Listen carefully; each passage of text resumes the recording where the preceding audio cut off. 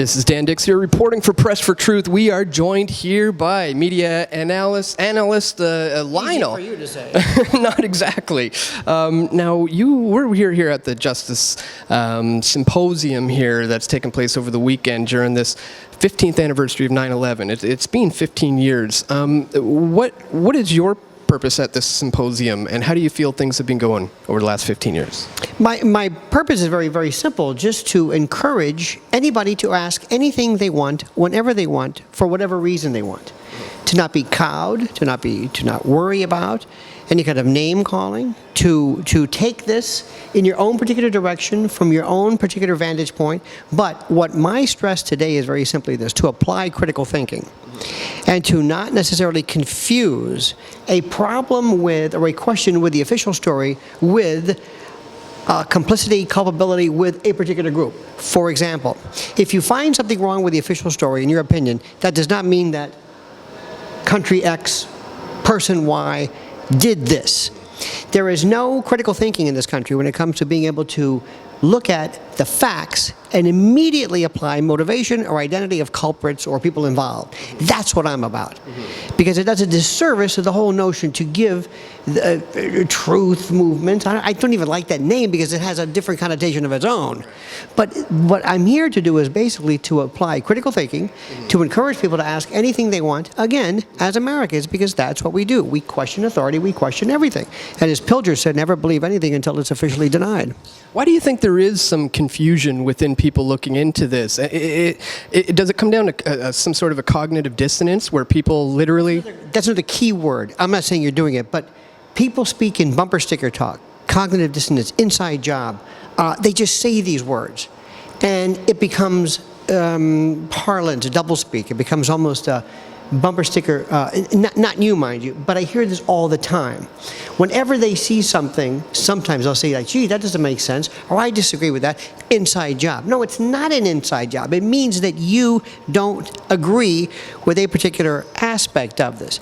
This requires decades more investigation, kind of a Russell hearing, forever, a permanent committee to look at all that happened. Remember, there are so many moving parts of this story. There were 5 events: North Tower, South Tower, Building 7, Shanksville, Flight 93, and Pentagon. Not to mention the health issues, the first responders, the political aspects. There's so much to this.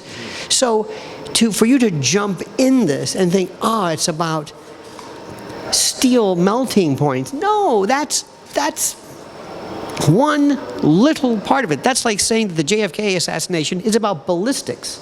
It's like, no, that's a part of it, maybe, but it involves a kind of an adult and a very, for lack of a better word, kind of a rigorous and a thorough and a strict application of linear thinking, critical thinking, and logic, and not jumping it, because it's very easy to be caught up in it. Look, a lot of folks have never ever been involved in anything. They don't remember the Kennedy assassination, Vietnam, Watergate, any of that. This is their first rodeo. So consequently, when they see videos and symposia and you hear about, oh my God, so much physical evidence, they sometimes understandably lose sight of the fact that you step back sometimes and look at this very, very carefully. Again, there's a lot of moving parts to this. And you do a disservice, I keep saying you, not you, but I mean the collective, the royal you do a disservice when you don't use critical thinking and adult sensibility. That's all I'm saying. Well, what would you say then, is there a smoking gun to 9/11, or one particular thing you can point to help these people understand what truly happened? Gun, do you know how complicated this was? How many things happened on that date?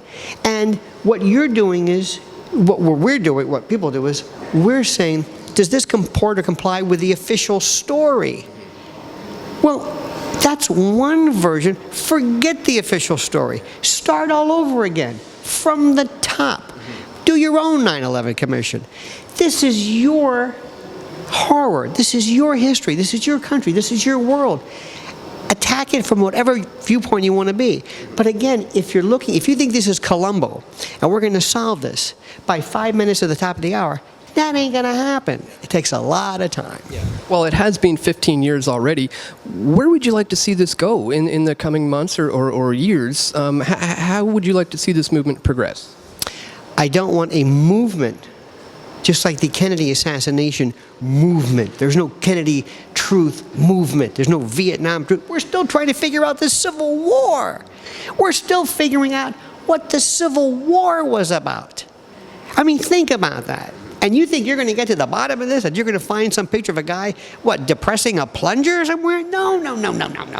It's far more complicated. That's all I'm saying. A pleasure to speak with you, sir. All right. Thank you very much. Thank you very much. All the best.